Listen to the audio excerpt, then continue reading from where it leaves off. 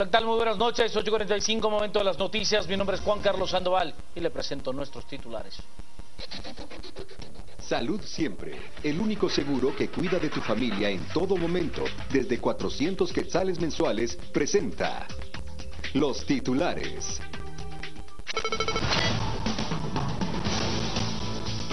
Por segundo día consecutivo se aplaza elección de nuevo vicepresidente. Diputados no llegan a consensos.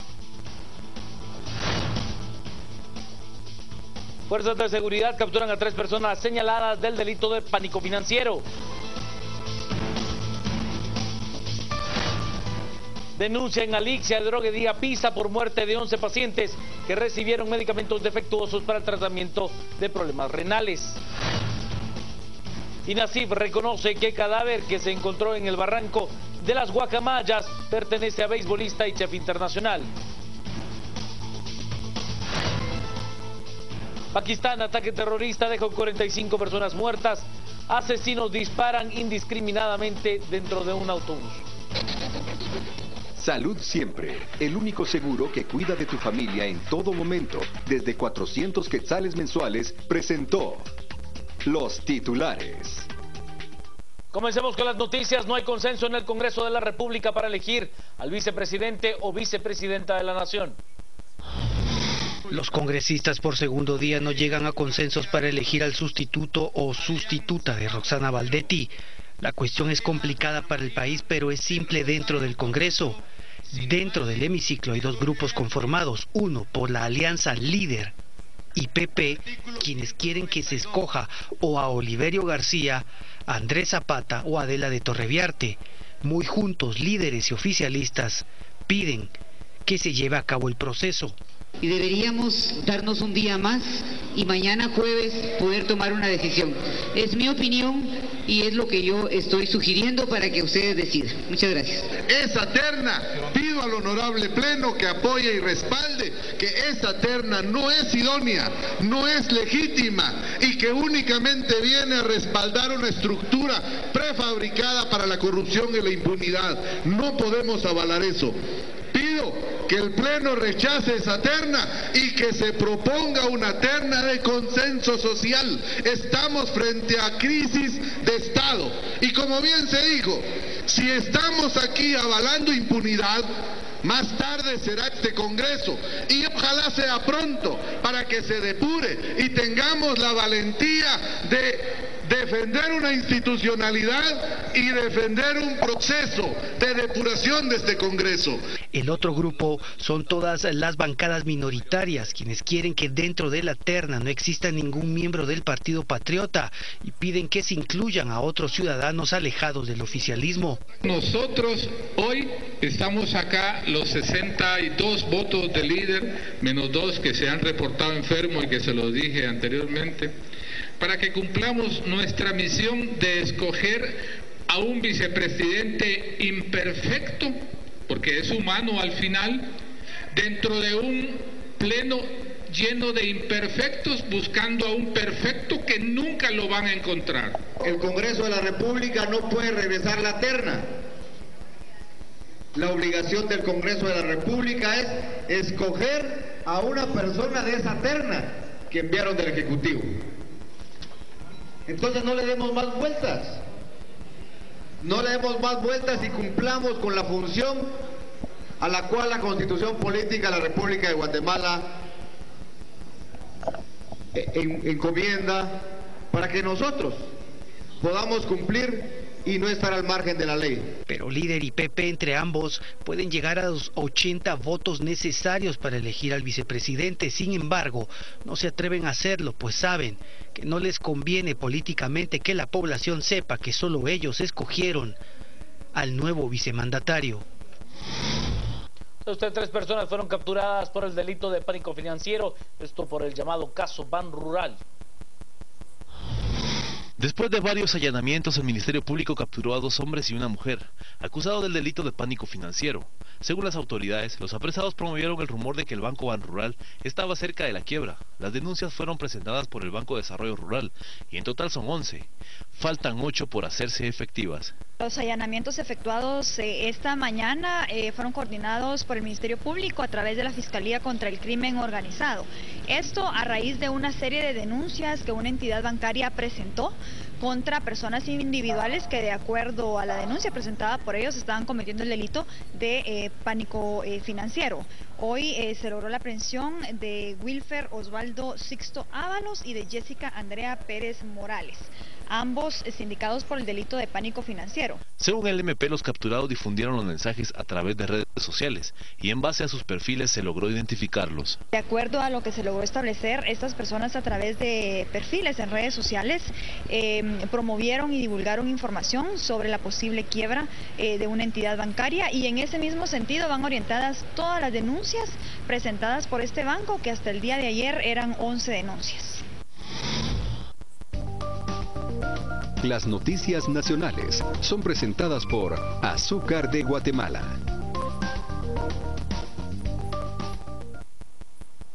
¿Sabe usted? Una de las capturas por pánico financiero se llevó a cabo en el departamento de Suchitepeques. En la notificación Brisas de Xulá o Xulá 2 de la parte baja de Cuyotenango, Suchitepeques, fue capturado Wilfred Osvaldo Sixto Ábalos, de 21 años de edad, sindicado de cometer el delito de pánico financiero. El operativo se ejecutó conforme la orden de captura de fecha 13 de mayo de 2015, emitida por el juez de turno de primera instancia penal de narcoactividad y delitos contra el ambiente de Guatemala. A Sixto Ábalos se le inculpa por ser uno de los presuntos promotores del rumor que provocara pánico financiero contra Banrural. Según informaciones, se indica que el ahora detenido hiciera publicaciones en la red social Facebook. Según fiscales del Ministerio Público, hay 2 sospechosos más por el mismo acto, quienes son buscados por las autoridades. Con imágenes de Eric Rodas, para Canal Antigua desde Suchitepeques, reporta René Muñoz. Usted se localiza el cadáver de un beisbolista y chef internacional cuya fotografía ha circulado desde hace varias semanas en las redes sociales. Después de 36 días de análisis, el Instituto Nacional de Ciencias Forenses determinó que la identidad del cadáver de un hombre localizado el pasado 7 de abril en la zona 5 de Misco es de José Stanley Cle Dardón. La víctima fue vista por última vez el 2 de abril, cuando salió de su casa para compartir un momento de distracción con sus amigos. El cadáver de Cle fue localizado 5 días después en el barranco Las Guacamayas de la zona 5.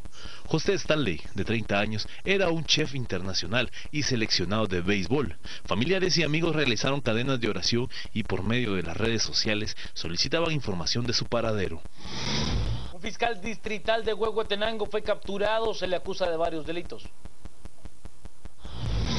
Agentes de la Policía Nacional Civil del departamento de Huehuetenango capturaron al secretario general del fiscal distrital Walter Romero, identificado como Adán Mardoqueo Gramajo Calderón, de 69 años de edad, quien es acusado de los delitos de falsedad ideológica y usurpación de funciones. Según el Ministerio Público, habría falsificado unos documentos y certificaciones que fueron presentados en una audiencia en el organismo judicial por un caso de cohecho, mismos que fueron embalados el 6 de febrero. De acuerdo a la ley del organismo judicial, yo estoy facultado para extender certificaciones, o como lo dice aquí la licenciada, en un apartado. Esa es mi función, licenciado, certificar. Y yo lo hice debido a mi investidura que tengo como secretario. Tras su captura en el interior del organismo judicial, fue ligado a proceso por el delito de usurpación de funciones y beneficiado con una medida sustitutiva. Asimismo, deberá pagar una caución económica de 20,000 quetzales y recuperar su libertad. De lo contrario, permanecerá en prisión preventiva. Además, tiene arraigo, pues no podrá salir del país. Mientras tanto, el Ministerio Público contará con 3 meses para profundizar las investigaciones y verificar si efectivamente sus intenciones eran perjudicar el caso. Las noticias nacionales fueron presentadas por Azúcar de Guatemala. Pausa, al regresar más noticias, quédese con nosotros a las 8:45.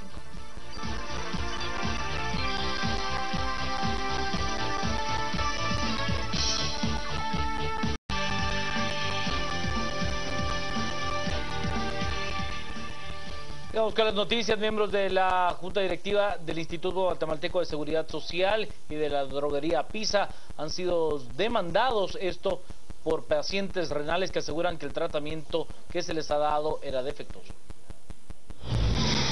Familiares de pacientes con problemas renales denunciaron ante el Ministerio Público, al Instituto Guatemalteco de Seguridad Social y a la droguería PISA Sociedad Anónima por la mala atención. La denuncia es por los delitos de incumplimiento de deberes, homicidio culposo y abuso de autoridad. Según indicaron, 11 pacientes han muerto en los últimos días por el tratamiento que reciben. Exigimos al Ministerio Público que investigue. ¿Por qué motivo? La razón de que a nosotros en el IX, cuando nos dan información, nos dicen una cosa, ya cuando está fallecido le ponen otra cosa en el papel, ¿verdad? Entonces no sé cuál es la idea, el por qué lo hacen así, pero sí, nosotros exigimos que se investigue y que no se quede eso así y que, por favor, que cierren esos contratos de PISA que tienen, porque eso fue lo que a mi padre le causó la muerte.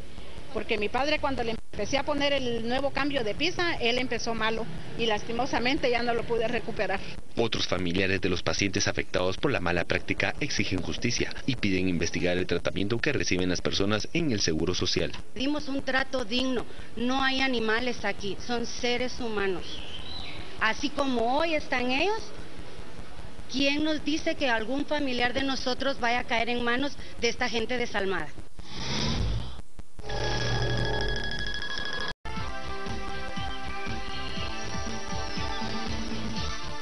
Buenas noches, bienvenidos. Hoy día miércoles, Gustavo Berganza y Juan Luis Font, aquí a las 8:45, dispuestos ya a arrancar con la primera conversación de la noche, que tiene que ver con ese fallido esfuerzo en el Congreso de la República por elegir al sustituto de Roxana Baldetti, al nuevo vicepresidente o nueva vicepresidente de la República. Fallido por lo menos para los intereses del partido oficial y para los intereses del partido líder, que parecían ser hoy las únicas dos bancadas dispuestas a votar entre los tres integrantes de la terna enviada por el presidente Pérez Molina y enmendada porque se sustrajo el nombre del ministro de Trabajo, Carlos Contreras, y fue sustituido por el nombre del diputado Oliverio García Rodas. Hoy por la noche se ha conocido que el diputado Oliverio García Rodas ha renunciado, ha declinado integrar esa terna y se conoce ya que hay pláticas entre el presidente y el magistrado constitucional Alejandro Maldonado Aguirre para incluirlo en la terna que habría de conocer el Congreso de nuevo mañana. Hemos invitado al ex canciller y analista político Edgar Gutiérrez para que nos ayude a discutir sobre este tema. Y está con nosotros también el periodista Martín Rodríguez del medio digital Nómada. Ambos, gracias por estar con nosotros. Bienvenidos a las 8:45 y Gustavo arranca con la primera pregunta.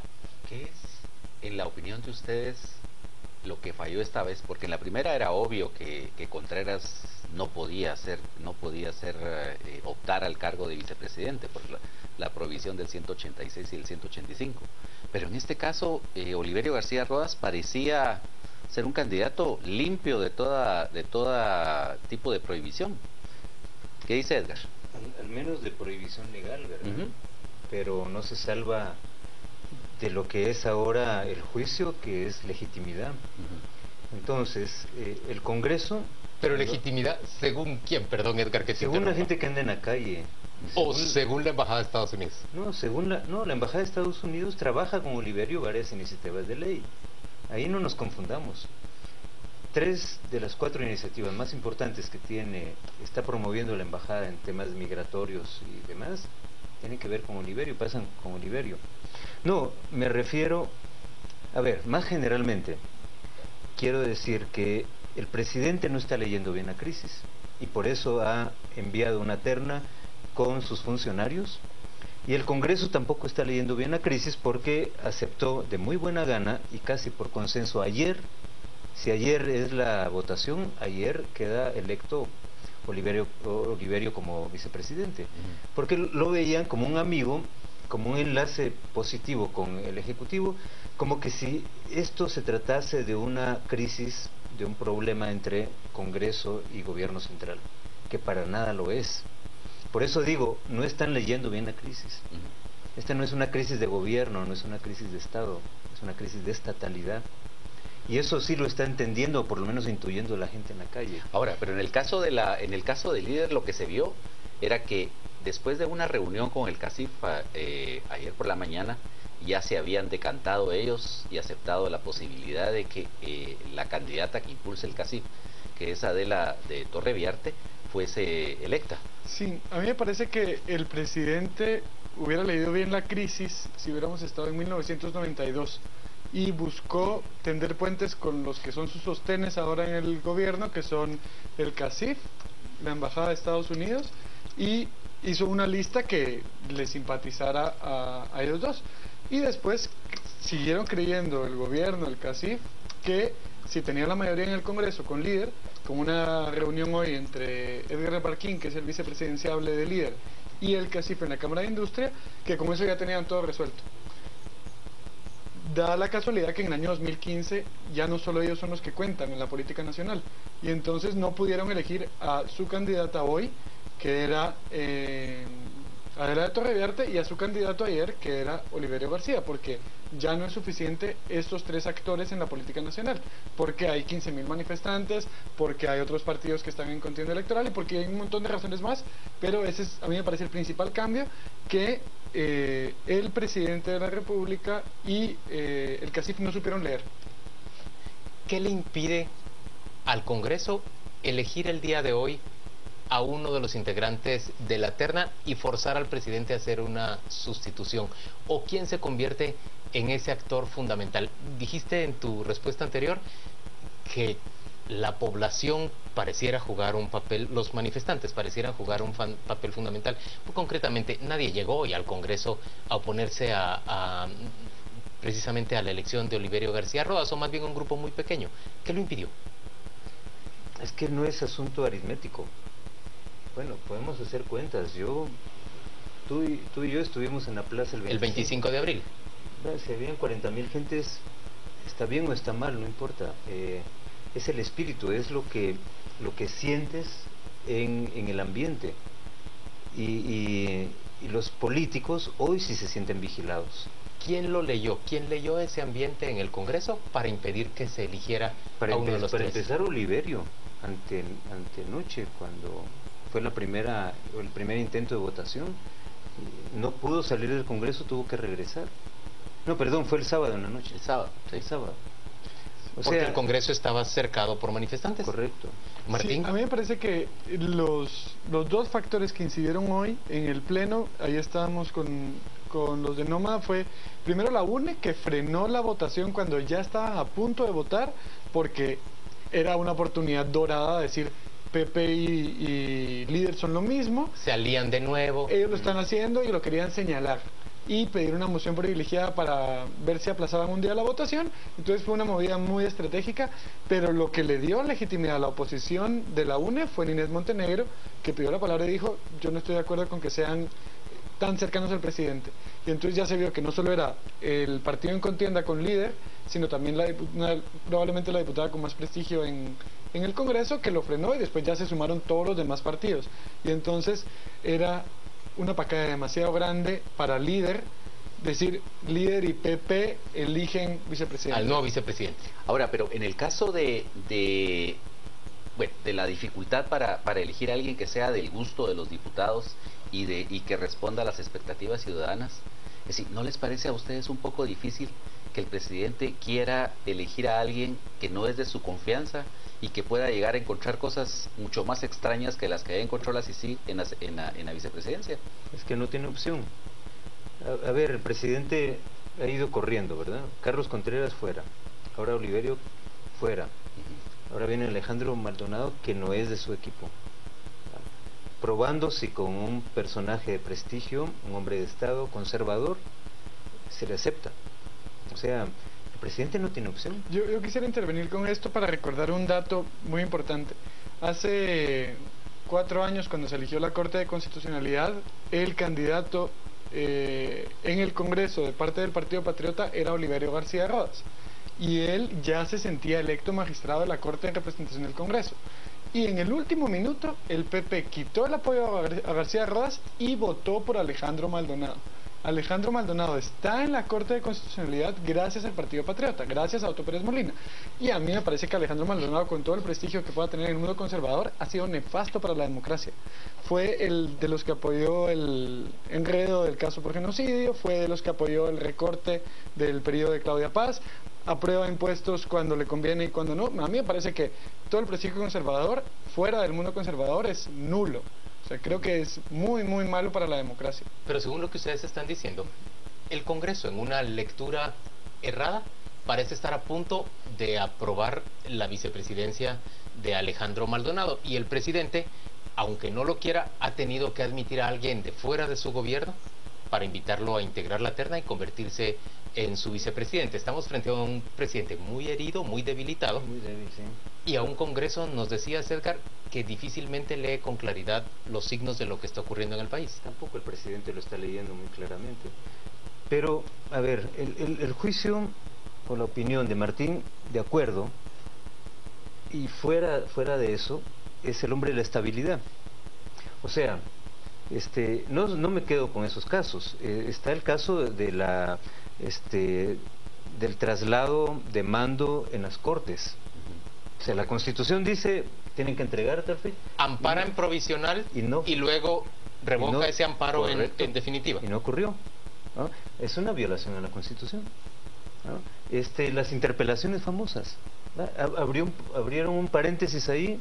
O sea, todo se vale en aras de la gobernabilidad o de una supuesta gobernabilidad, todo se vale en aras de ahora una paz social.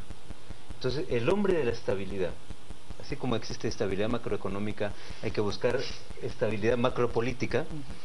Alejandro Maldonado es el hombre de la estabilidad, ya lo he probado. Sí. Y es el hombre que baja del Olimpo llamado Corte de Constitucionalidad, cuyos fallos son inapelables, y quienes dicen, si se te cayó la computadora o tu vaso y se rompió y la Corte dice que no, es falso que se haya roto. Es falso que se haya roto, te ponen otro ahí. Entonces, o sea, en eso hay otra lectura de la crisis, y esa lectura de la crisis la encarna Alejandro Maldonado, el hombre de la estabilidad. Sí, y a mí me parece que hay un punto muy importante, porque originalmente creíamos que el sistema de corrupción e impunidad era Roxana Valdetti. A mí nos parece a muchos que no es solo Roxana Valdetti, también está el presidente Otto Pérez Molina. Y después vemos que no, que también el Congreso es parte de este sistema de impunidad. Y después sale en una escucha que la magistrada que preside la Cámara Penal de la Corte Suprema también es parte del sistema. Y si vamos abriendo un poco más, este sistema es funcional. Y una parte clave del engranaje de este sistema corrupto e impune es la Corte de Constitucionalidad, en donde Alejandro Maldonado es una parte esencial de este sistema. Y entonces es una movida que podría ser divertida si no estaríamos en crisis, y decir, bueno, alguien externo va a dar estabilidad, cuando es, como dice Edgar con mucha precisión, es el que estabiliza este sistema de corrupción e impunidad. Ahora, pero y estabiliza este sistema, es decir, él es un garante de la estabilidad, pero un garante de la estabilidad para los sectores conservadores. Es decir, para los que quieren salvar el régimen gobierno, electoral, el régimen tal y como está.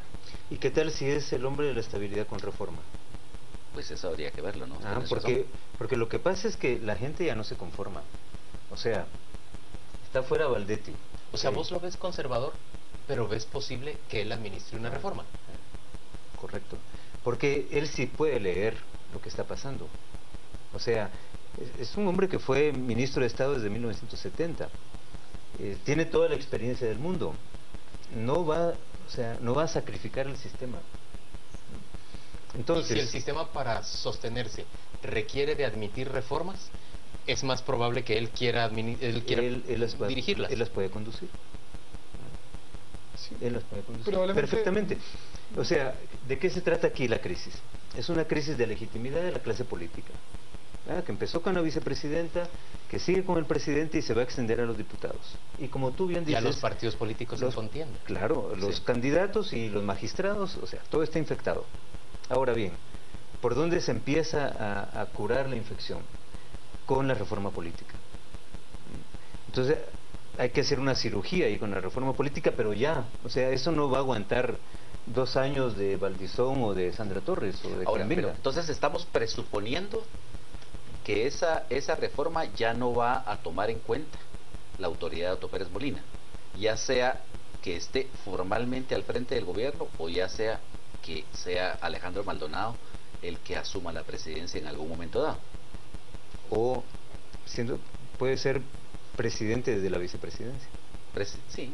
Martín, ¿vos estás de acuerdo con este análisis que plantea Edgar? ¿Ves a Alejandro Maldonado como un potencial administrador de una reforma que estaría exigiendo este movimiento ciudadano que marcha este próximo 16 otra vez en la plaza?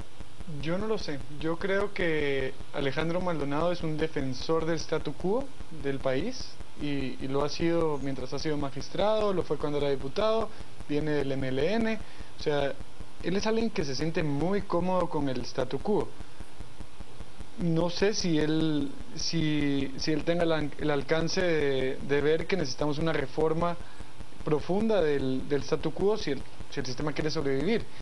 Yo no sé qué capacidad tenga él, qué visión tenga él. De lo que yo puedo interpretar por sus fallos es que es alguien que es un garante del statu quo. Ahora, según tu punto de vista, entonces es alguien que está dentro de la caja del sistema, que ha vivido dentro de la caja del sistema y que no puede pensar fuera de la caja del sistema. Yo creo que el sistema ahorita, en este momento, en la crisis, no requiere cirugías mayores.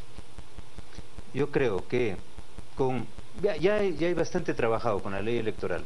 Ya hay una opinión, más bien un dictamen de la Corte. De los requisitos que yo interpreto, la gente pide, el tema de acceso a medios de comunicación ya está dictaminado bien. El tema de financiamiento no. Eso hay que corregirlo. Es el más importante. Es el fundamental. El tema de representación, ahí tenemos un problemilla porque tendríamos que ir a la Constitución. Sí. Pero se pueden hacer subdistritos. O sea, tú puedes convertir a la zona 9, a la zona 7 en distritos y entonces los diputados pueden hacer solo campaña allí. Entonces es más fácil conocer quién es quién, aunque no lo vas a votar nominalmente. Entonces vos me estás hablando no de cirugía para administrar la crisis, sino de darle antibiótico. Uno de los antibióticos sería la reforma electoral. Sí, estamos tal y como está planteada en esta... Estamos en un callejón sin salida. Y la manera de desbloquear el callejón es renovando la clase política. Ciudadanía activa, ciudadanía política, que entre, una vez que remuevas las montañas de millones de quetzales que necesitas para ser presidente, y puedes competir con liderazgo real, con propuesta. Es lo que la gente está pidiendo. A mí me late que es muy tibia la reforma electoral a la que ya le dio el visto bueno la Corte Constitucional. No, por eso digo, necesitamos financiamiento, necesitamos distritos y necesitamos, porque ya no hay tiempo, un artículo transitorio que diga que en vez de septiembre sean en noviembre las elecciones, para que dé tiempo a nuevo liderazgo. ¿Y vos qué pensás, Martín? A mí me parece que si bien es necesaria una reforma electoral, lo que mucha gente de las que ha ido a las manifestaciones quiere es que se llegue hasta el fondo con el tema de la corrupción. O sea, que la investigación que está haciendo el MP y la CICIG, que es una investigación muy seria, muy profunda, no se quede solo en la ex vicepresidente Valdetti, o sea, que llegue hasta donde tenga que llegar, sea en la Corte Suprema, sea en la presidencia, sea en el sector privado, y que las Cortes y el Ministerio Público y la CICIG limpien este sistema. Y hasta que no se avance en eso, a mí me parece que los ciudadanos no van a decir, ok, ya tenemos un vicepresidente que se llama Alejandro Maldonado, que el 99% no tiene idea quién es, y ya estuvo, vamos a hacer una reforma y ya con eso nos vamos a regresar todos a la casa. No, la demanda de la gente en las calles es renuncia. Renuncia. La gente, o sea, sí contra la corrupción, pero porque ellos son los íconos de la corrupción. Pero, después de eso, ¿qué? O sea, la renuncia está uniendo hoy día a la San Carlos, a la Marroquín, a la Landívar, a la del Valle. Lo impensable. Impensable. Por eso une. Ya a la hora de proponer, ahí se parte el pastel. Ahí no vamos a estar todos de acuerdo. Como en ninguna manifestación de América Latina reciente. Pero ¿qué es lo que viabiliza? O sea, ¿qué es lo que le da un triunfo a la gente? ¿Qué es lo que abre el cauce? La reforma política. Luego la reforma política puede venir la reforma administrativa con dos vertientes.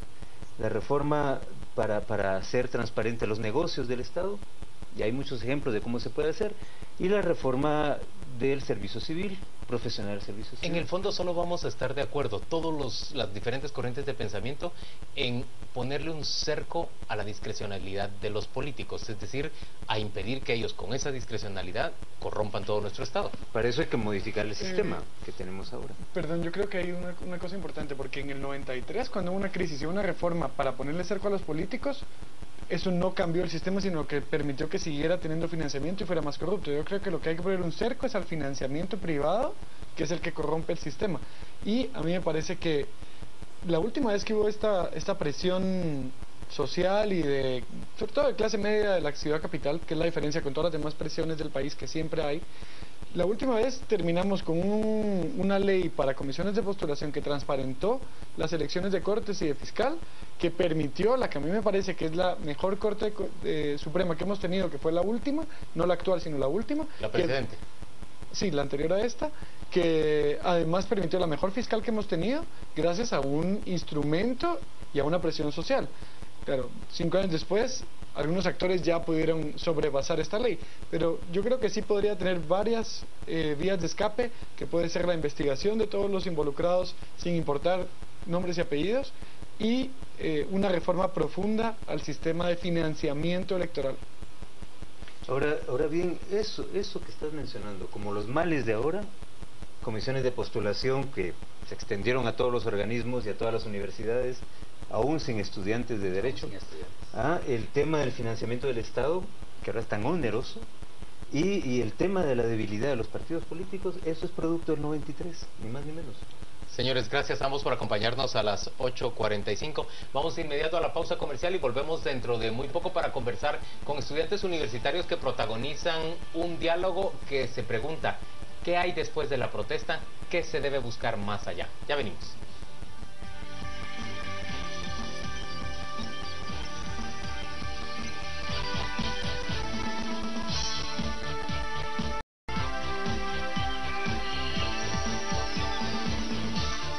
A las 8:45 hemos invitado a estudiantes de 2 universidades distintas para que conversen con nosotros sobre proyectos pues tan impensables hasta hace poco tiempo en Guatemala, como que alumnos de la Universidad Francisco Marroquín, de la Universidad Landívar, de la Universidad del Valle, de la Universidad de San Carlos y de la Mariano Gálvez se sumen y marchen de forma conjunta este próximo sábado para protestar en contra de la corrupción y de los políticos corruptos.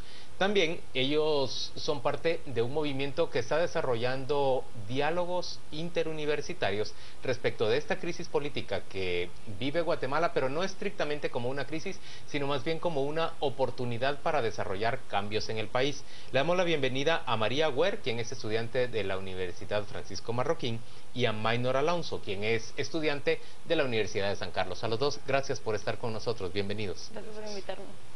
Ahora, María, acaban de decir los panelistas que nos acompañaban que lo único que nos une en este momento es el rechazo a la corrupción, el rechazo a los políticos y la necesidad de pedir una renuncia. Me imagino yo que ese es el detonante de los diálogos. Yo creo que ese fue el detonante de los diálogos, pero nos hizo darnos cuenta que estamos en la misma página en muchas otras cosas. Todos sabemos que la institucionalidad de Guatemala necesita refuerzo y sabemos que ninguna de las propuestas, lo hablamos con Maynor, ninguna de nuestras propuestas va a funcionar en un estado como el que tenemos ahorita, en un gobierno como el que se tiene. Tenemos que crear país, tenemos que fortalecer la democracia, ir puliendo ciertas cosas para que ya después cualquier cosa que hagamos, cualquier propuesta que se tenga, pueda funcionar mejor. En el momento que tenemos cualquiera de nuestras propuestas no va a funcionar. Maynor, en términos generales, uno llega a pensar que los estudiantes de universidades tan disímiles como por ejemplo la Marroquín y la San Carlos difícilmente pueden conciliar sus puntos de vista. ¿Por qué en esta ocasión hay unidad? ¿Por qué pueden encontrarse en torno a una idea común? Yo creo que lo primero que hay que aclarar es que estamos construyendo unidad nosotros. Somos una nueva generación que tiene curiosidad de ver si todo lo que nos decían era cierto. Entonces yo veo 2 ejes transversales en esta situación. El primero es el relevo generacional con una curiosidad inmensa, y el segundo es la anticorrupción, que pues nadie estaba peleando con eso. Eso nos ha permitido abrir una puerta en donde nos encontramos que no solo hay diferencias, sino también hay muchas similitudes. Aunque han sido difíciles de llevar, ustedes saben que la unidad en San Carlos es bastante difícil, y obviamente con las demás universidades es un poquito más complicado, pero pero estamos dispuestos a aceptar el reto y la voluntad es el primer requisito, ¿no? Ahora, pero en el caso de la Universidad de San Carlos, pues, con perdón, pues, pero ha sido lamentable su participación en las comisiones de postulación. Es decir, ¿no debieron ustedes comenzar antes por un proceso de depuración interna? Yo creo que la apreciación es únicamente de un aspecto el que tú estás haciendo, porque sí, este proceso yo lo veo como una coyuntura que fue aprovechada gracias a las condiciones que el estudiantado sancarlista tenía. ¿Por qué te lo digo? Porque yo tengo 25 años, ya tengo el pensum cerrado en la licenciatura en Ciencia Política, y desde que yo ingresé en el 2008 a la universidad, era un golpe tras golpe. ¿Por qué? Porque las asociaciones estudiantiles estaban corruptas, porque los representantes estaban corruptos, porque los decanos y muchos de los rectores tenían fama de corruptos también, aunque nunca se ha podido comprobar mayor cosa, y nosotros fuimos limpiándolo poco a poco. Hoy por hoy vemos un movimiento estudiantil de por lo menos 12, 15 unidades académicas que están limpias y que nos ha costado mucho hacerlo. Entonces, si ustedes se dan cuenta, el 25 el movimiento es eminentemente estudiantil, y ahora nosotros como estudiantes exigimos la adición del Consejo Superior Universitario porque necesitamos el apoyo institucional, porque necesitamos convocar a más gente y que esta institución que ha dado tanto nos acuerpe. Sin embargo, el primer requisito es que no salgan con banderas de decanos, que no salgan con banderas políticas y de ningún tipo. Y nuestras declaraciones fueron claras: vamos por dar el ejemplo para seguir limpiando la corrupción, y nosotros como estudiantes estamos dispuestos a hacerlo desde adentro, pero tenemos que tener en cuenta eso: se limpiaron las estructuras estudiantiles, nos falta el resto. María, ¿qué ocurre con la Universidad Francisco Marroquín? Normalmente la universidad no le permite ni a catedráticos ni a estudiantes utilizar el nombre de la propia universidad para tener una participación pública. Y de hecho no lo estamos usando, o sea, no nos lo han dado, eso lo mantienen ellos para no politizar la institución. Nosotros somos, todos los que estamos somos estudiantes de la Universidad Francisco Marroquín. O sea, no venimos representan a la universidad. Hay auxiliares, hay exalumnos, hay profesores que están hablándonos. O sea, somos un grupo de civiles que simplemente nos conocimos en la universidad y estamos tratando de trabajar con otros estudiantes. ¿Y es grande ese grupo? ¿Ah? Perdón, Gustavo, ¿es grande ese grupo? Somos como 15, o sea, en comparación de ¿cuántos son ustedes? El grupo organizativo central quizás seamos unos 50 estudiantes, en las convocatorias no bajamos de 500 personas. Nosotros somos como 15. Ahora, ustedes ya tuvieron la primera reunión así grupal de las 4 universidades. 5. Es decir, 5 universidades. Es decir, ¿qué es lo que salió de esa primera reunión? Yo creo que lo más difícil fue comenzar. De hecho, curiosamente la primera reunión se dio en la esquina del Congreso, sentados en la banqueta. Y eso fue maravilloso porque todos nos quedamos viendo uno al otro, nadie sabía qué decir, y bueno, empezamos a construir. Y entonces no solamente se trata de protestar, estamos aquí protestando juntos, ahora estudiemos juntos también, y por eso salieron estas jornadas académicas en las que estamos actualmente, ¿no? Hoy se produjo una de esas jornadas académicas en el iglú de la Universidad de San Carlos. ¿Es así? ¿Qué se discutió ahí? ¿De qué hablaron? El primer ingreso, o sea, el primer día que es únicamente un análisis de coyuntura. Hubieron 4 profesionales, uno por la del Valle, uno por la Landívar, uno por la Francisco Marroquín y uno por la USAC, y dieron sus opiniones. Luego los estudiantes empezaron a participar dando sus opiniones. Fue más que todo catarsis y análisis de coyuntura. El día de mañana nos sentamos a mesas de trabajo en donde esperamos sentar las primeras bases, las necesidades que tenemos que tener para afrontar este problema. Ahora, miremos, en el caso de la actual crisis, por ejemplo, tú, ¿qué es lo que crees que debe seguir después a este movimiento? Primero tenemos que darnos cuenta que tenemos que informarnos más como ciudadanos. O sea, nos estamos dando cuenta que si dejamos que el gobierno opere solo, no va a funcionar bien, tenemos que estar encima. Es una de las, creo que principales... premisas de las cuales partimos. No premisas, sino de los principales beneficios que han salido de toda esta situación. O sea, nos hemos unificado realmente, nos hemos dado cuenta que tenemos que involucrarnos no solo en el año electoral para que esto funcione. Creo que se tienen que hacer reformas antes que la Constitución. Yo creo que la Constitución está bien a leyes. O sea, muchos de los problemas que se ven hoy en día son leyes. Aduanas, SAT, el sistema de justicia. ¿Ley electoral? Ley electoral. Tiene varias aristas. Entonces, yo creo que para empezar vamos a tener que definir cuáles de estos como estudiantes queremos apoyar juntos. Y también hemos definido que solo porque vamos a apoyar uno en conjunto no vamos a seguir promoviendo nosotros otras que como universidades, como es LUSAC, o como grupos estudiantiles que somos nosotros, también creemos que sean necesarias para que Guatemala esté mejor. Maynor, ¿cuán amplio puede llegar a ser este movimiento de protesta que procura en apariencia ponerle un límite a la discrecionalidad de los políticos? ¿Cuán amplio puede ser? Yo creo que todo va a depender de cómo se manejen las subidas que van habiendo, ¿no? Nosotros tenemos algunos planes y tenemos bastantes expectativas en poder mantener esta coyuntura que va subida tras subida constante, ¿no? El estar oxigenando esta situación, y cuando se estanque, bueno, empezar a construir estructuras desde donde quedemos para abajo, liberar otras estructuras y seguir construyendo juntos. ¿Qué tan amplio te puedo decir? No lo sé. Honestamente todavía no lo sé. Ahora, pero en el caso de mantener la tensión, de mantener la presión, es decir, por ejemplo, la estrategia del gobierno ahorita es tratar de liberar el máximo de vapor posible por medio de la elección de un vicepresidente que sea más o menos distanciado del gobierno en términos orgánicos, pero a la vez que comparta su ideología, ¿verdad? Es decir, ¿será posible mantener ese nivel de protesta, ese deseo de participación, luego de que se logre más o menos un vicepresidente que funcione? Creo que va a ser un reto, pero parte de lo que hemos descubierto juntándonos a hablar con diferentes universidades es que sabemos que hay problemas de fondo y sabemos que no se va a arreglar con otro chapuz como hemos estado haciendo hasta el momento. O sea, esto necesita arreglarse de fondo, necesita compromiso ciudadano, necesita consistencia y constancia ciudadana también. Entonces, yo creo que sí lo podemos lograr. ¿Qué piensan ustedes de la coincidencia entre esta crisis política que genera el movimiento ciudadano y el proceso electoral? ¿Es eso beneficioso o termina siendo pernicioso para los intereses de reformar el sistema? Bueno, yo creería que es muy beneficioso para poder despertar, aunque yo le apostaría más a la estrategia que ha dado en países del sur de liberar y de limpiar estructuras civiles en tiempos no electorales, pero sí tenemos que aprovechar esto. ¿Por qué? Porque esto hace que la desconfianza no sea solo en el gobierno, no que se distribuya en todo el sistema político, contando el sistema de partidos políticos. Ahora, en el caso de Chile, por ejemplo, el principio del cambio se dio precisamente con la convergencia del plebiscito, ¿no?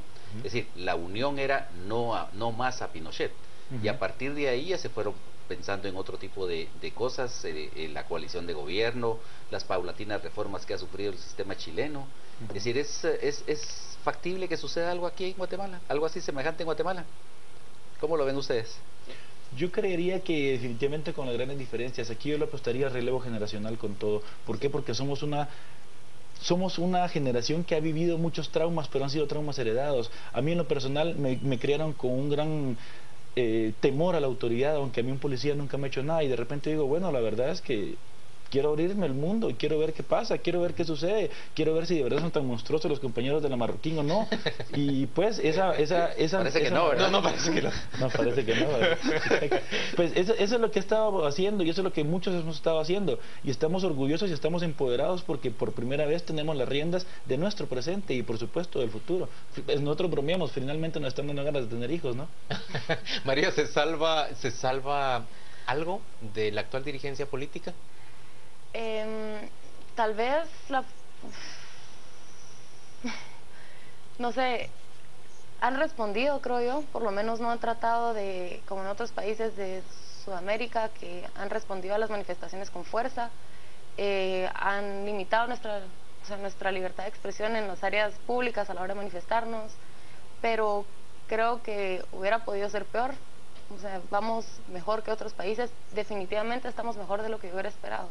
Nosotros teníamos mucha esperanza, por ejemplo, en un congreso en el que había un gran grupo de llamémoslo así, como de nuevos dentro de la legislatura. Es decir, en cuenta muchísimos jóvenes menores de 25 años. Al final de cuentas resultó que todos esos jóvenes menores de 25 años pues se integraron muy rápidamente al sistema y agarraron las mismas prácticas del sistema. Yo creería que no fue tanto la velocidad con la que se integran al sistema, no, yo creería más que todo que el sistema de partidos políticos está completamente dañado y cada uno de esos puestos fueron comprados, porque ningún joven va a poder llegar a las primeras 5 casillas si no tiene un papá que lo esté financiando, y financiando millones. Entonces estamos repitiendo lo mismo. Maynor, pero entonces vos pensás que lo necesario es deshacernos de las actuales instituciones políticas y fundar otras, ¿o qué es lo necesario? Yo creería que lo necesario primero es tomar en cuenta que una de las necesidades es la unión, y luego tomar en cuenta de que esta unión va a tener bastantes problemas, pero vamos a tener que empezar a limpiar las estructuras. Yo en lo personal, aunque toda mi vida me he querido dedicar a la política, no me atrevo a meterme en ningún partido político, por lo menos hasta sacar mi maestría.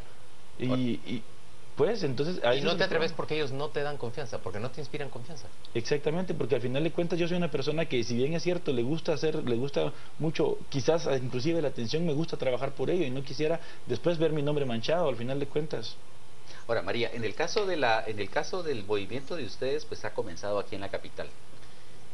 ¿Qué perspectivas hay de que logren ustedes, por ejemplo, que sedes de la Universidad Landívar, sedes de la Universidad Marroquín, sedes de la del Valle, etcétera, puedan también integrar y llamémoslo en términos evangélicos, y avivar ese sentimiento ciudadano? Bueno, la Marroquín no tiene sedes, pero sí nosotros trabajamos en Estudiantes por la Libertad acá en Guatemala en diferentes lugares.